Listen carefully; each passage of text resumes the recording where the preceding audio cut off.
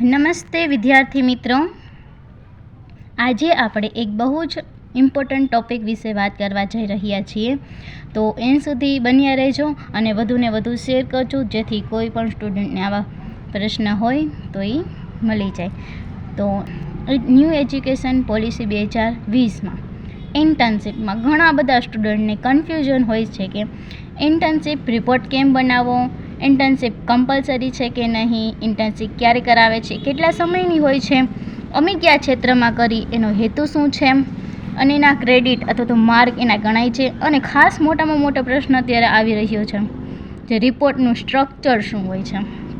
તો આજે આ વિડીયોમાં આવા બધા જ પ્રશ્નોના જવાબ તમને મળી જશે. તો ચાલો આપણે ચાલુ કરીએ. તો ન્યૂ એજ્યુકેશન પોલિસી મુજબ બેચલર ડિગ્રીમાં ઇન્ટર્નશીપ કરવી ફરજિયાત છે. નવી શિક્ષણ નીતિ મુજબ એને આનો ઉદ્દેશ્ય માત્ર ને માત્ર એટલો જ છે કે થિયરી પ્લસ પ્રેક્ટિકલ આપવાનો છે. એટલે કે ડિગ્રી કરતી વખતે ઇન્ટર્નશીપ પ્રેક્ટિકલ ટ્રેનિંગ ફરજિયાત બનાવવામાં આવી છે. તો આજનો તમારો પહેલો પ્રશ્ન લઈએ કે ઇન્ટર્નશીપ કરવી ફરજિયાત છે કે નહીં. તો એનો જવાબ છે હા, ઇન્ટર્નશીપ કરવી ફરજિયાત છે નવી એજ્યુકેશન પોલિસી મુજબ, બરાબર. અને પછી યુજીમાં બેચલર ડિગ્રીમાં હોય ને એ લોકોને કરવાની હોય છે, બરાબર. એનો હેતુ એટલો જ છે કે આ થિયરી સાથે પ્રેક્ટિકલ એક્સપોઝ આપવાનો. ઇન્ટર્નશીપનો મુખ્ય હેતુ અત્યાર સુધી આપણે જે ક્લાસરૂમમાં શીખ્યા, ચોપડીઓમાં વાંચ્યું અને હવે એને રિયલ વર્લ્ડમાં કોઈ કંપનીમાં કોઈક સાચા એવા પ્રોજેક્ટ પર અપ્લાય કરવાનો આ એક ગોલ્ડન ચાન્સ છે. એમ સમજો કે આ જ્ઞાન અને અનુભવ વચ્ચેનો એક પાકો પુલ છે, બરાબર. અને બીજો પ્રશ્ન તમારો હતો કે ઇન્ટર્નશીપ ક્યારે કરવામાં આવે છે. તો ઇન્ટર્નશીપ સામાન્ય રીતે ઘણી અલગ અલગ બધા કોલેજ અને યુનિવર્સિટી પ્રમાણે ટાઈમિંગ અલગ અલગ હોય છે. ક્યારેક સેકન્ડ યરમાં પણ કરાવે છે, થર્ડ યરમાં કરાવવામાં આવે, સમર વેકેશનમાં પણ ઇન્ટર્નશીપનું આયોજન કરવામાં આવે છે. આ એક્ઝેક્ટ ટાઈમિંગ તમારા કોલેજ અને યુનિવર્સિટી પ્રમાણે અલગ અલગ હોય છે. સૌરાષ્ટ્ર યુનિવર્સિટીમાં 3જા વર્ષમાં 6th સેમમાં કરાવવામાં આવે છે, બરાબર. એના પછીનો પ્રશ્ન હતો ઇન્ટર્નશીપ કેટલા સમયની હોય છે. તો ઇન્ટર્નશીપનો ડ્યુરેશન ટાઈમ છે મિનિમમ 4 થી 8 અઠવાડિયા, બરાબર. અને 120 કલાક આપવામાં આવે છે. કોર્સ પ્રમાણે ડ્યુરેશન અલગ અલગ હોઈ શકે છે, બરાબર. ઇન્ટર્નશીપ કયા ક્ષેત્રમાં કરવી. તો કે બધાય બેચલર ડિગ્રીમાં યુજીમાં જે લોકો હોય બધાને કરવાની છે. બીકોમ, બીબીએ, બીસીએમ, બીએમ, બીએસસી બધામાં, બરાબર. ન્યૂ એજ્યુકેશન પોલિસી 2020ની ગાઈડલાઇન મુજબ ઇન્ટર્નશીપ ઇન્કરેજ કરવામાં આવી છે. જે મોટા ભાગના બેચલર પ્રોગ્રામમાં ઇન્ટર્નશીપ પ્રોજેક્ટ કમ્પલસરી રાખવામાં આવ્યા છે, બરાબર. જગ્યાએ કરી. તો અહીંયા આપણી પાસે એક ચોઈસ છે, એક વિકલ્પ છે. આપણે નક્કી કરવાનું છે કે કરિયર કઈ દિશામાં લઈ જવું અને તે મુજબ ઇન્ટર્નશીપને આપણે પસંદ કરવાની છે કે આપણે ક્યાં ઇન્ટર્નશીપ કરવી.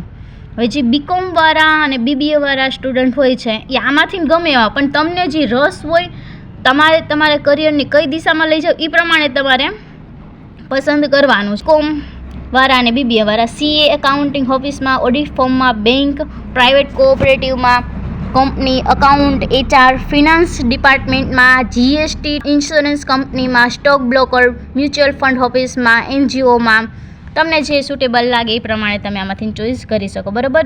બીસીએવાળાને મોટે ભાગે કમ્પ્યુટર પણ હોય છે. તો સોફ્ટવેર કંપનીમાં, વેબ ડેવલપમેન્ટ ફોર્મમાં, એપ્લિકેશન ડેવલપમેન્ટ ફોર્મમાં, ડેટા એન્ટ્રી, ડેટા એનાલિસિસ ઓફિસમાં, ડિજિટલ માર્કેટિંગ કંપનીમાં, આ બધામાં એ અપ્લાય કરી શકે, બરાબર. બીએવાળા સ્કૂલિંગ, કોચિંગ ક્લાસીસમાં, એનજીઓ, સોશિયલ ઓર્ગેનાઇઝેશનમાં, કન્ટેન્ટ રાઇટિંગમાં, જર્નાલિઝમમાં, લાઇબ્રેરી, આ બધામાં એ કરી શકે, બરાબર, ઇન્ટર્નશીપ.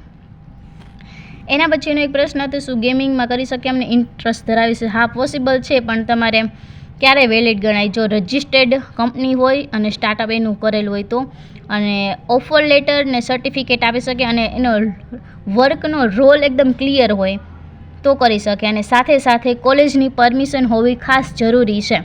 અને ન્યૂ એજ્યુકેશન પોલિસીમાં સીધું તો ગેમિંગ વિશે નથી કીધું કે તમે એમાં ઇન્ટર્નશીપ કરી શકો, પણ સ્કિલ બેઝના આધારે તમે આમાં કરી શકો એમાં, બરાબર. હવે કી વેલિડ નહીં ગણાય. જસ્ટ મોબાઈલમાં તમે ગેમ રમતા હોય, ટાઈમપાસ માટે રમતા હોય, કોઈ કંપની કે સર્ટિફિકેટ ન આપતા હોય તો એમાં વેલિડ ગણાશે નહીં ગેમિંગમાં, બરાબર, ઇન્ટર્નશીપ. એના પછી તમને જે ગમે છે એમાં તમે ઇન્ટર્નશીપ કરી શકો. તો એનો જવાબ છે હા, પણ ઇન્ટરેસ્ટ પ્લસ પ્રોફેશનલ સ્ટ્રક્ચર બરાબર અપ્રુવલ્ડ ઇન્ટર્નશીપ.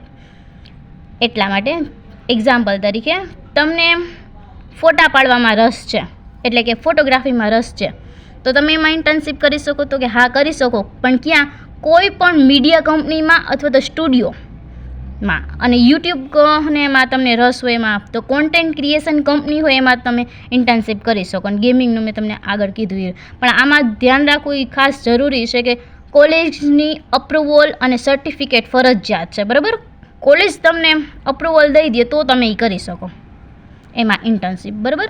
એના પછીનો પ્રશ્ન કે ઇન્ટર્નશીપનો શું હેતુ શું છે, શા માટે? તો મેં તમને આગળ કીધું એ રીતના કે જ્ઞાન અને અનુભવ વચ્ચેનું એક પાકો પુલ છે.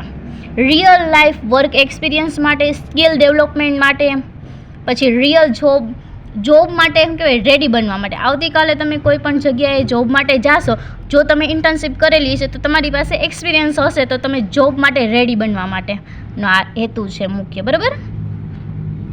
એના પછીના ઇન્ટર્નશીપના માર્ક કે ક્રેડિટ મળે છે, તો કે હા, એના આપણાને ક્રેડિટ મળે છે એકેડેમિક, જે તમારે ફાઇનલ રિઝલ્ટમાં કાઉન્ટ થઈને આવે છે. પણ કેના આધારે હોય છે? ઇન્ટર્નશીપ રિપોર્ટ અને સુપરવાઇઝર સર્ટિફિકેટ અને વાઇવા અથવા તો પ્રેઝન્ટેશન તમારી કોલેજમાં રાખેલું તો એના આધારે મળે છે, બરાબર? હવે આમાંથી મેં કેવી રીતના મળે ને, એ સૌરાષ્ટ્ર યુનિવર્સિટીનું એક ચેનલ છે, એમાંથી મેં એક લીધેલું છે. ફર્સ્ટ હું તમને આગળ બતાવું, જેમાં કઈ રીતના માર્ક કાઉન્ટ કરવાના એ તમને કીધેલું છે. જુઓ તમે, આમાં તમને માર્કનું વિભાજન 50-50% કરેલું છે. એમાંથી 50% ઇન્ટરનલ અસેસમેન્ટ, જેમાં તમે ઇન્ટર્નશીપ દરમિયાન તમે જે પણ કામ કે પ્રદર્શન કર્યું એના આધારે 50 માર્ક આપવામાં આવશે, અને 50 માર્ક તમારા ફાઇનલ રિપોર્ટના આધારે અને પ્રેઝન્ટેશનના આધારે આપવામાં આવે છે, બરાબર? હવે એમાંથી કોણ શું તપાસે એની પણ આ બાજુ તમને કીધેલું છે કંપની એના. અને બેની સાથે તમારે સંયુક્ત જવાબ સારા માર્ક માટે કોલેજ અને કંપની બંને જગ્યાએ સારું પ્રદર્શન કરવું જરૂરી છે, બરાબર? આ સૌરાષ્ટ્ર યુનિવર્સિટીની ચેનલ ઉપરથી મેં લીધેલું છે. એમાં ખાસ કીધેલું છે કઈ રીતના તમને માર્ક આપવામાં આવે છે, બરાબર? એના પછીનું હોય ઇન્ટર્નશીપ રિપોર્ટ. બહુ મોટામાં મોટો પ્રશ્ન હતો કે ઇન્ટર્નશીપ રિપોર્ટનું સ્ટ્રક્ચર કેવું હોય, તો સામાન્ય જે બધાને લાગુ પડે ને એ સ્ટ્રક્ચર મેં અહીંયા મૂકેલું છે. અને જો હજી તમે કહેશો તો એક સેમ્પલવાળું આખું વિડીયો હું તમને બનાવીને કહી દઈશ કે કઈ રીતના રિપોર્ટ બનાવો. બધું જ બધાય માટે તમે કહો તો હું બધાય માટે અલગ અલગ બનાવીને પણ તમને કહેવા તૈયાર છું, બરાબર? આના વિડીયોમાં કોમેન્ટ કરીને મને જણાવજો, એટલે હું તમને શીખવાડી દઉં, બરાબર? તો અત્યારે આપણે એક કોમન સેમ્પલ લીધેલું છે કે કઈ સ્ટ્રક્ચરમાં શું હોય. તો પહેલું કવર પેજ. પહેલાં તો રિપોર્ટમાં, ઇન્ટર્નશીપ રિપોર્ટમાં પહેલું પગલું આવે છે કવર પેજ. તો કવર પેજમાં શું લખવું? પહેલાં તો સ્ટુડન્ટનું નામ લખી નાખવાનું, પછી એનો કોર્સ લખી નાખવાનો, એનું સેમેસ્ટર, કોર્સ એટલે BCom, BBA, BCA જે આવતું હોય એ લખી નાખવાનું. સેમ, મોટે ભાગે બધાને સેમ 6 આવશે. અને કોલેજ કે યુનિવર્સિટીનું નામ લખી નાખવાનું. અને જે ઠેકાણે તે લોકો ઇન્ટર્નશીપ કરતા હોય, કંપનીનું નામ, અથવા તો કોઈ CAની નીચે કરતા હોય તો એ કંપની, એ CAના ફોર્મનું નામ એ તમારે ત્યાં લખી નાખવાનું છે. અને ડ્યુરેશન તમારે લખી નાખવાની છે, ક્યાંથી ચાલુ કર્યું અને ક્યાં પૂર્ણ કર્યું, બરાબર? આ થઈ ગઈ કવર પેજની વાત. તો પહેલાં તમારે લખવાનું છે કવર પેજ, જેમાં તમારે આટલી વસ્તુ લખવાની છે, બરાબર? એના પછીનું છે તમારે તો કે ઓર્ગેનાઇઝેશન સર્ટિફિકેટ. તો એમાં શું લખવું? ઓર્ગેનાઇઝેશન સર્ટિફિકેટમાં કંપનીએ આપેલું સર્ટિફિકેટ છે, અને સ્ટુડન્ટ અને ઇન્ટર્નશીપ સક્સેસફુલી જે તમે છે ને ઇન્ટર્નશીપની આ ચડ્યા ને કામ તમે સક્સેસફુલ રીતે પૂરું કર્યું એ એમાં લખેલું હશે, બરાબર?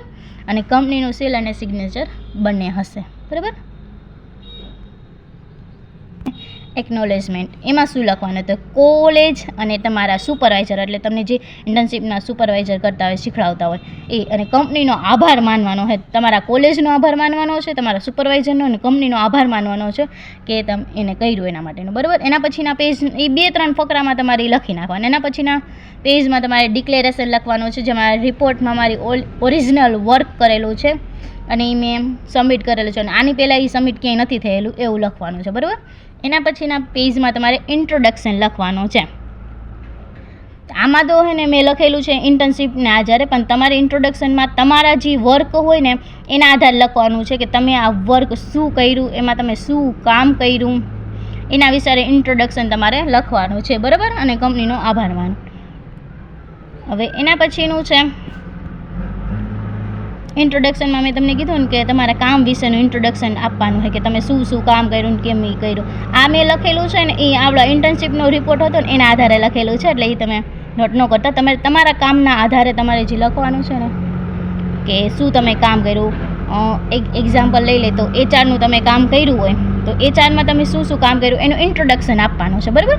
એના પછી તમારી કંપની કે ઓર્ગેનાઇઝેશનની પ્રોફાઇલ બનાવવા કહેવાય, પ્રોફાઇલ વિશે લખવાનું છે. એટલે તમારી કંપનીનું નામ, એનું એડ્રેસ, બિઝનેસ છે, એની સર્વિસ શું આપે છે, એનો એરિયા શું છે, એની હિસ્ટ્રી. બહુ એની હિસ્ટ્રીને એવું બધું એટલે કંઈ લખવું જરૂરી નથી, પણ થોડુંક એના વિશે લખી નાખવાનું, પ્રોફાઇલ આપી દેવાની કે એ શું છે, બરાબર. થોડા એક પેજમાં લખીને આપી દો એટલે ચાલે. એના પછીનું તમારે લખવાનું છે ઇન્ટર્નશીપ રિપોર્ટમાં ઓબ્જેક્ટિવ. તમારા ઇન્ટર્નશીપ કરવાનો ઓબ્જેક્ટિવ શું છે? તો સ્કિલ ડેવલપ કરવાનો. આમાં મેં આ લખ્યું છે ને એ ઓમના આધારે, ઇન્ટર્નશીપ રિપોર્ટના આધારે મેં લખેલું છે. તમારે તમારા એચઆરનું હોય તો મેં તમને કીધું એનો ઓબ્જેક્ટિવ શું હતો તો કે એચઆરની સ્કિલ શીખવાનો તમારો હતો ને. શું સ્કિલ થાય તો કે એચઆરની સ્કિલ શીખવાનું. કોઈ અકાઉન્ટન્ટ હોય તો કે અકાઉન્ટિંગ શીખવાનો એનો ઓબ્જેક્ટિવ હતો, બરાબર. એના પછી તમે જે વર્ક અને તમારી રિસ્પોન્સિબિલિટી હોય, તમે એચઆરની જોબ માર્યા હોય તો તમારી રિસ્પોન્સિબિલિટી શું હોય તો કે માણસોને હેન્ડલ કરવાનો. તો એ તમારે લખવાની કઈ કઈ તમારી રિસ્પોન્સિબિલિટી હતી અને કયા કયા તમે કામ કર્યા, અને ડેલી શું કર્યું, વીકમાં શું કેટલું પૂરું કર્યું, ડિપાર્ટમેન્ટ વાઇઝ તમારું વર્ક લખવાનું છે, જેટલું તમે વર્ક કર્યું એના વિશેનું, બરાબર. તમારી જવાબદારી અને તમારું કામ. હવે એના પછીનું હોય તમને એમાંથી તમે શું શીખવા મળ્યું એ લખવાનું. શું શીખવા મળ્યું, કઈ સ્કિલ તમારી ઇમ્પ્રૂવ થઈ. હવે એચઆર માર્યા હોય તો તમારી કોમ્યુનિકેશન સ્કિલ ઇમ્પ્રૂવ થઈ હોય, કે માણસને કઈ જગ્યાએ રાખવા, એ તમારું બધું એટલું નોલેજ તમને આવ્યું હોય તો એ બધું તમારે લખવાનું છે. અકાઉન્ટિંગ માર્યા હોય તો તમારી અકાઉન્ટિંગ ટાઈપિંગ સ્પીડ વધી ગઈ હોય, અકાઉન્ટિંગનું નોલેજ તમને આવી ગયું હોય, બરાબર. એ રીતના તમને જે રીતના તમારે વર્ક હોય એના આધારે તમારું આઉટકમ લખવાનું છે. અને છેલ્લે લખી નાખવાનું તમારે કન્ક્લુઝન, જેમાં તમે શું વર્ક કર્યું, શું નહીં, એના ઉપરથી તમને શું કન્ક્લુઝન મળ્યું એ તમારે લખી નાખવાનું. ઓવરઓલ એક્સપિરિયન્સ અને ફ્યુચર કેરિયર માટે કેવી રીતના તમને યુઝફુલ થશે એ લખવાનું છે, બરાબર. જો આના સિવાય પણ તમારે એક સેમ્પલ જોતું હોય તો તમે મને કહી દેજો, હું તમને આખું ઇન્ટર્નશીપ રિપોર્ટનું સેમ્પલ તૈયાર કરીને બતાવી દઈશ, બરાબર. તો આજે આટલું જ. થેન્ક યુ વિદ્યાર્થી. વિડીયો ગમ્યો હોય તો લાઇક અને શેર જરૂરથી કરજો. Thank you.